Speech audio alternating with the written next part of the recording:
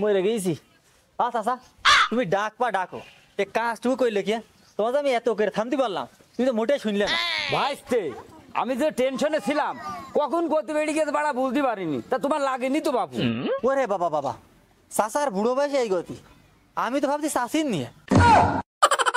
ভাইস্তে তুমি অশৈলে কথার গার্ড মেরো না, আমি তোমার যা বলছি তুমি তাই শোনো। তা চাচা বলো কি বলবা বলো।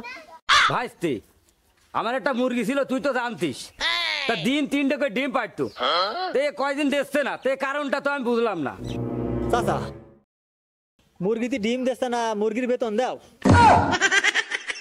দূর বাপু, মুরগির আবার বেতন দেয়া লাগে? খাদ্য খাবার দিয়ে এই তাই কত। চাচা ওই মুরগি ডিম দিতে হাঁপিয়ে গিয়েছে, আর ওই ডিম দেওয়া জায়গা মনে হয় ব্যথা হয়ে গিয়েছে, এই জন্য কয়দিন ডিম দিয়ে বন্ধ হয়ে গেছে। ও চিন্তা করে না কয়দিন পর আবার ঠিকই ডিম দিবে না ভাইস্তে, তোরে কথা তো হচ্ছে না। আমার এই মুরগি সাধারণ মুরগির মতন না তো, এ তো জাদুকারী মুরগি, এ তো কামরূপ কামাখ্যাতে আনা, এ তো ব্যথাও হবে না, শুলবেও না, সারা বছর তো ডিম দিয়েই যাবে।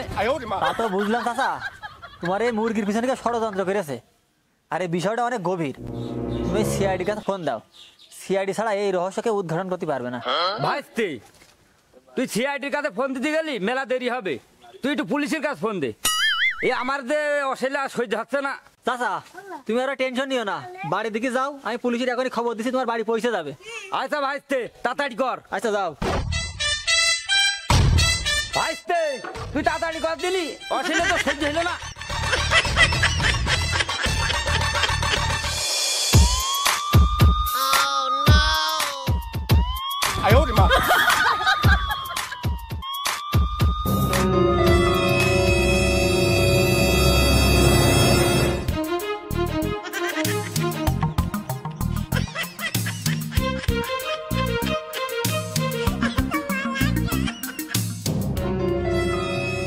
আমি হলাম পুলিশ, চশমা আমার চোখে, চোর দেখি দূরে, ভয়ে পালায় লোকে।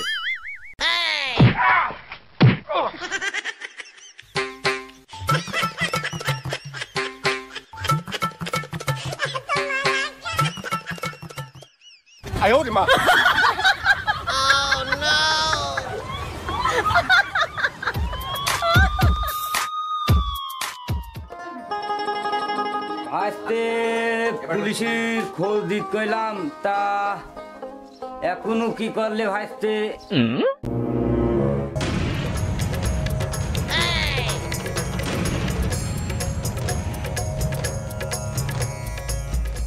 ও স্যার আপনারা এসেছেন? আমি দারোগা কালু, যে কেস হাতে নি তার থাকে না কোনো value. This is Kalu.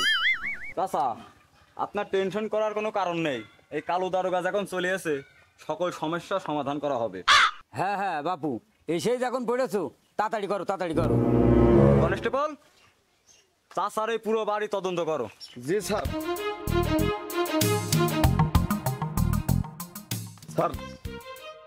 Sir চাচারের পুরো ঘটনা লেগে দেখলাম যে জানালা করে পিছনে ডিমের খোসা পড়ে আছে।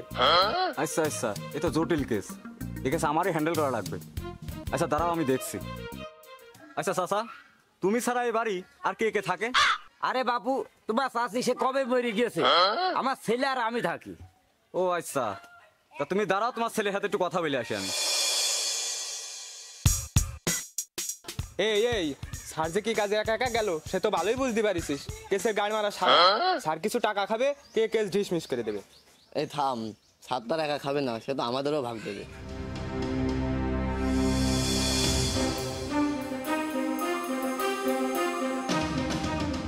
তুমি কি কুরমানের ছেলে?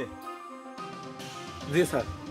শোন, তোর ঘরের পেছনে অনেক ডিমের খোসা পড়ে আছে, তার মানে এই ডিম তুই খাইছিস, তুই অনেক বড় অপরাধ করে ফেলাইছিস। তোর থানায় ধরে যাবো, আর এই ডিম তোর পাছার ভিতরে দেবো। স্যার আমার ভুল হয়ে গেছে, অন্য কোনো কায়দায় কি এটা ম্যানেজ করা যায় না? আরে ওঠ, ম্যানেজ তো করাই যায়। তা তুই কিভাবে ম্যানেজ করতে চাচ্ছিস? স্যার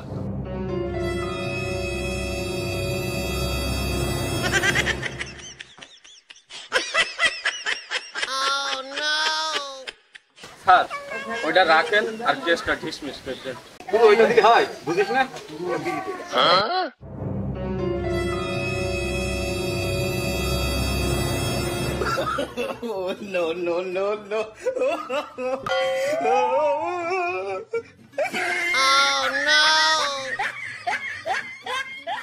চাচা, আপনার মুরগি যে দিক দিয়ে ডিম দেয় সেই জায়গাটা আস্তে আস্তে ছোট হয়ে যাচ্ছে। এমন একটা সময় আসবে আপনার এই মুরগি একেবারেই ডিম দেবে না। এই কেসটা অনেক জটিল কেস, তা আমার দ্বারা সম্ভব না। তা আমরা চলে যাই।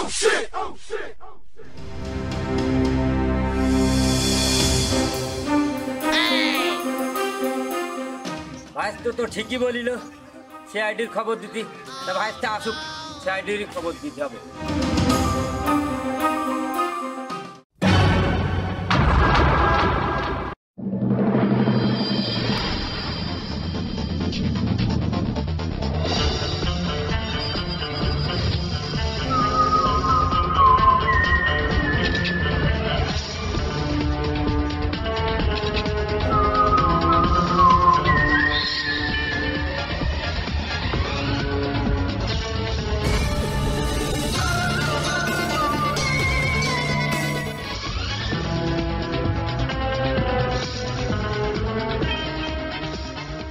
চাচা, সে পুলিশ আসিল তা কি বললে?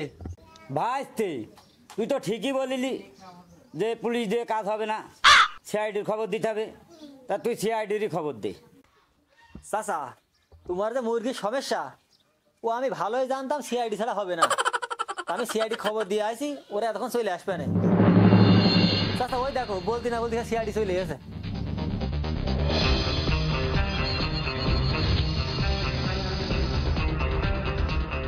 ভাইস্তে সিআইডি চলে এসে, তা চ কি বলে দেখি, চলো।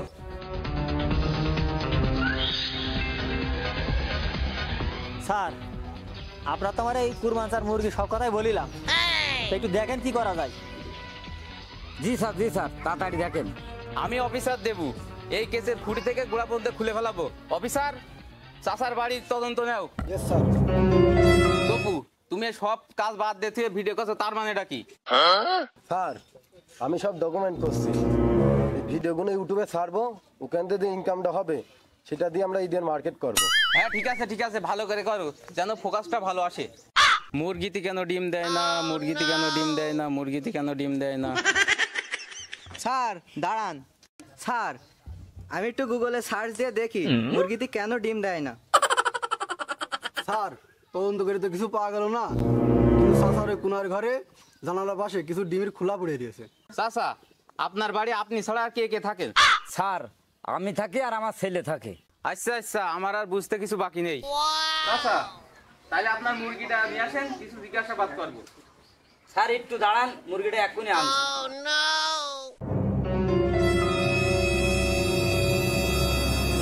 তুমি ডিম দিচ্ছ না কেন? ও স্যার, ওই তুমি ওই আমার কথাটা মনোযোগ সহকারে শুনবা। এই যে মালিকের ছেলে আছে না, প্রতিদিন রাত্রে আমাদের কাছে বসে টিকটক আর ফেসবুক চালাই, যার কারণে আমরা খুবই ক্লান্ত হয়ে পড়েছি। আমরা রাতে ঠিক মতো ঘুমাতেও পারি না, সেজন্য আর আগের মতো আমরা ডিম দিতে পারি না। আগে দিতাম 3টা করে, এখন দিই 1টা করে।